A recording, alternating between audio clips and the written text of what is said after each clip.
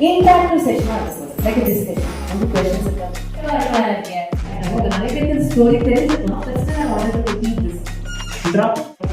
How much it's useful now?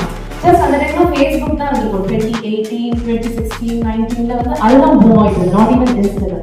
அப்ப அதுல இவங்க வந்து அவங்களோட இல்லையா அது கவனிச்சாலே போதும். அடுத்த லெவலுக்கு ஈஸியா செய்யலாம்ன்றது இது ஒரு பெஸ்ட் எக்ஸாம்பிள். ஸோ அந்த மாதிரி இருக்கும்போது தான் 2019ல ஒரு போல்ட் ஸ்டெப் எடுக்கிறாங்க. எப்பவுமே ஆண்டர்பிரினர்ஸா நம்ம இருக்கும்போது ஒரு ஸ்ட்ராங் ரிஸ்க் எடுக்கணும்னு சொல்லுவாங்க.